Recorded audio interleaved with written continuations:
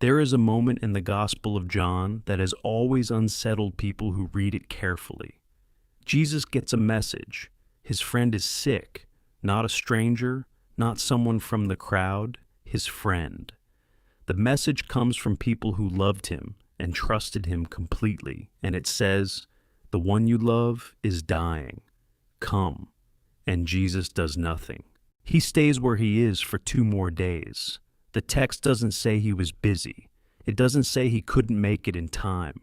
It says he heard the news and he waited on purpose.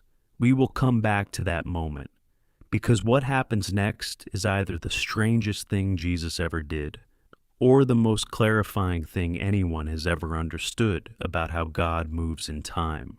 But first, you need to meet a 17-year-old boy at the bottom of a pit. His name is Joseph, and his story doesn't start with suffering. It starts with a coat, a father who loved him too much, and 10 brothers who had finally run out of patience. They throw him into an empty cistern somewhere in the wilderness of Dothan.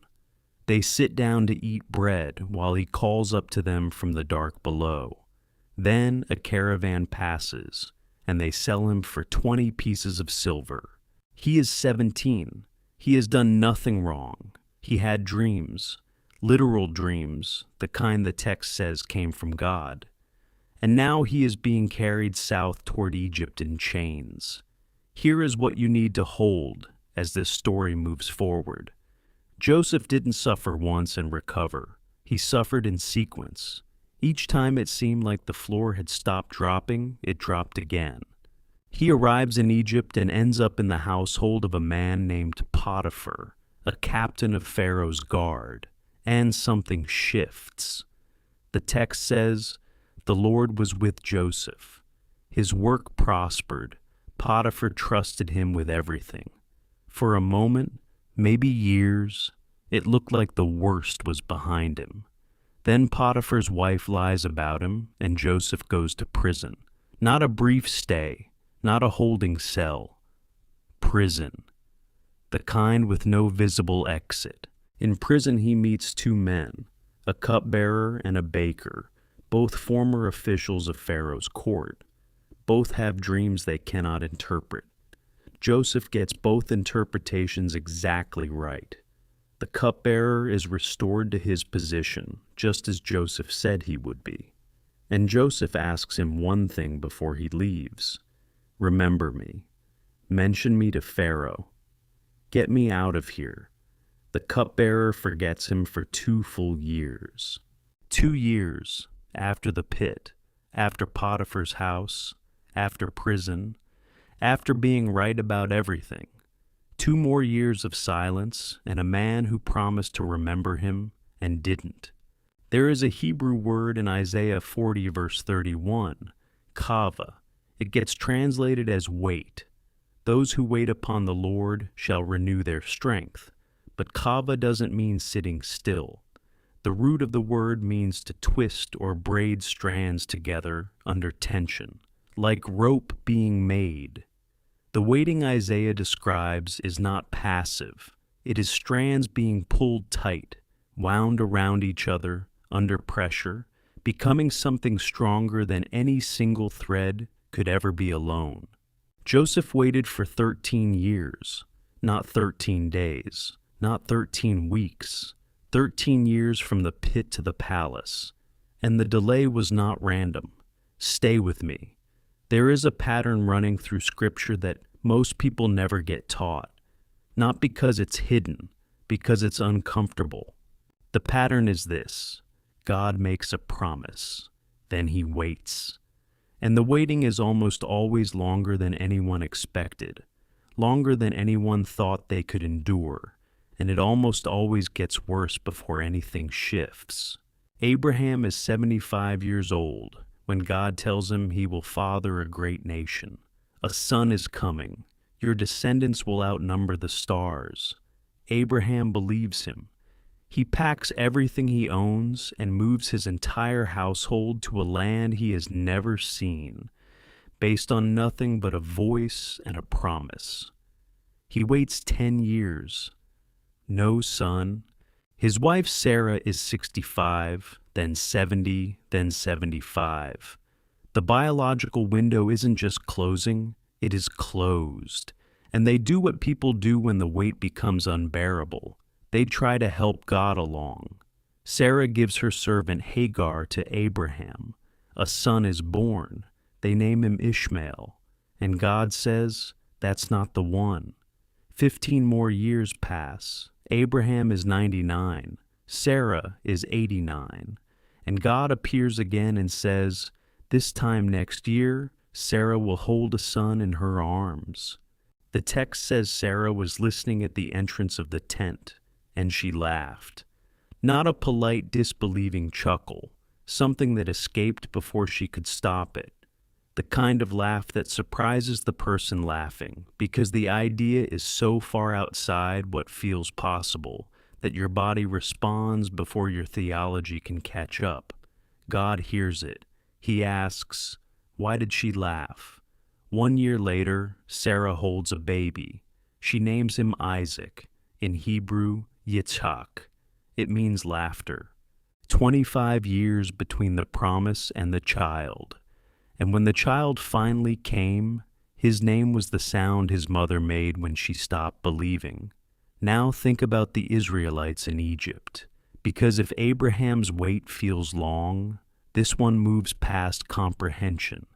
The historian Josephus, writing in the 1st century, records that the Israelite bondage in Egypt lasted 430 years. Not a generation. Not a century. 400 years of people being born into slavery, living in slavery, dying in slavery, their children inheriting chains they never chose, praying prayers that seem to dissolve into silence before they reach the ceiling. There is a moment in Exodus that doesn't get enough attention. God speaks to Moses from a burning bush, a bush that burns and does not burn up. And God says, I have seen the affliction of my people. I have heard their cry. I know their suffering. The Hebrew word there for I know is yada. It doesn't mean intellectual awareness. It means intimate personal knowledge, the kind you get from being present, from watching closely, from caring enough to pay attention to every detail. God is telling Moses, I have not looked away, not once, not in 400 years. The rescue, when it finally came, didn't look like rescue. It looked like a shepherd with a staff and a stutter, standing in front of the most powerful ruler in the world. It looked like 10 disasters that got progressively harder to watch. It looked like a sea that had to split down the middle before anyone on the other side could breathe again. But it came. Here's what most people miss. The delay is not the problem in these stories. The delay is part of the architecture. Think about what Joseph needed 13 years to become. The boy thrown into the pit was brilliant, favored, but he was also 17, and he had told his brothers about his dreams in a way that made them want to kill him. The man who walked out of prison and stood in front of Pharaoh was something different entirely. 13 years of suffering had made him patient, clear-eyed, and completely free from the need to impress anyone. When Pharaoh asks if he can interpret dreams, Joseph doesn't take the credit. He says, "It is not in me. God will give Pharaoh an answer." That is not something a 17-year-old boy in a special coat would have said. The Greek word kairos appears throughout the New Testament in contrast to chronos. Chronos is clock time, minutes, hours, the relentless forward movement of ordinary days. Kairos is something different, the appointed moment, the right time, the moment when everything that has been quietly building finally intersects with everything that is needed for it to matter. Joseph's kairos was not the pit. It was not even the palace. It was the moment his brothers stood before him, not recognizing him, and he had the entire power of Egypt behind him, and he chose to feed them instead of destroy them. That specific moment required exactly 13 years of preparation, not 12, not 14. And the disciples in the storm understood none of this, which is why what happened to them on the Sea of Galilee is one of the most psychologically honest scenes in all four Gospels. They are in a boat. Jesus is with them. He is asleep in the stern, and the text is specific about this. He is asleep on a cushion, a real cushion, in a real boat, in a storm violent enough to terrify men who had grown up working this water. The waves are breaking over the sides, and Jesus is asleep.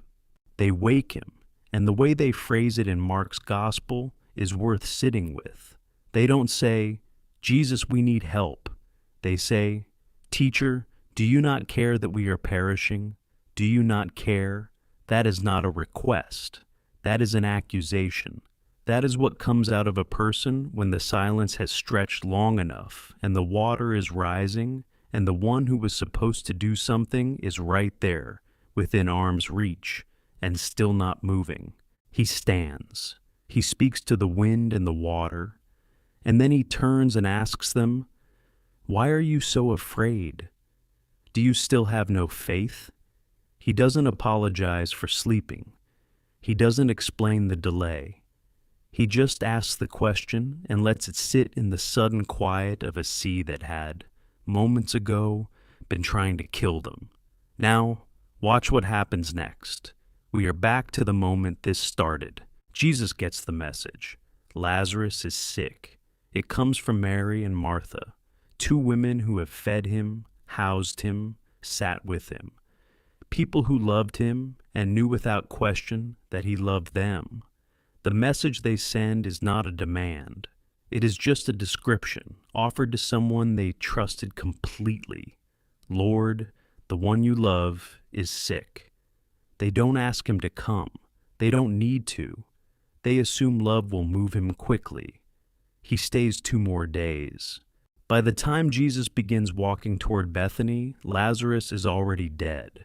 The text says he had been in the tomb 4 days when Jesus arrived, which means Lazarus likely died shortly after the messenger left, possibly while the messenger was still walking the road back. Jesus waited long enough for there to be no possible explanation for what was about to happen. No medical explanation, no lucky timing, nothing that would let anyone explain it away. John's gospel makes this explicit in a sentence that should stop you completely. It says, Jesus loved Martha and her sister and Lazarus. Therefore, he stayed 2 days longer. The delay was the love. Martha meets him on the road before he reaches the village. She is not soft about it. She says, "Lord, if you had been here, my brother would not have died. If you had been here." That sentence lives somewhere in the chest of anyone who has ever prayed something urgent into silence. If you had been paying attention, if you had shown up when it still mattered, if you had cared enough to come. Jesus doesn't defend the 2 days. He asks her one question. Do you believe? Then Mary comes. She falls at his feet and says the exact same words her sister said. Lord, if you had been here. 2 women. Same grief, same sentence. And something moves through Jesus that the gospel writer reaches for a specific Greek word to describe. Embrymaomai. Deeply moved, but with a physical dimension. Something closer to a groan that starts in the chest. Some scholars translate it as anguish. Some as a kind of controlled fury at what death does to people he loves. And then the shortest verse in the Bible, Jesus wept. Not the same word used for Mary weeping beside him. Her word is kleo, audible grief, the kind that comes with sound. His word is dakrio, a quieter word, just tears, a single verb. The only time this specific word appears in the entire New Testament. The people watching say, "See how he loved him." But others say, "Could not this man, who opened the eyes of the blind, have kept this man from dying?" They are asking the question you have probably asked. If you loved him, if you had the power, why did you wait? He goes to the tomb. He asks them to move the stone. Martha, always the practical one, says, "Lord, by this time there will be an odor. He has been dead 4 days." She is right. In first-century Jewish understanding, the soul was believed to hover near the body for 3 days, with some possibility of return. By day 4, that window was considered permanently closed. 4 days was not just dead. It was past the point where even hope felt like an appropriate thing to bring to the situation. Jesus has been counting those days since he first heard the message. He prays, then he calls into the tomb with a loud voice, and here the text does something that should make you pause. It says he called Lazarus by name. The 4th century church father Augustine noticed this and asked, "Why the name? Why not simply say, 'Come out'?" His answer was this: if Jesus had not called a specific name, every tomb in the world would have opened. Lazarus walks out still wrapped in burial cloth, still bound, still carrying 4 days of death on him, blinking in the light. And Jesus says to the people standing there, "Unwrap him, let him go." This is where everything the story has been building toward finally lands. Not just the miracle, the timing of the miracle. If Jesus had arrived on day 1, he would have healed a sick man. The crowd would have been amazed and forgotten it within a week. Healing a sick man was something they had seen before. Nobody had seen this. The delay created the testimony. The waiting built the moment that the moment required. And this is where the pattern running through all of these stories finally surfaces completely.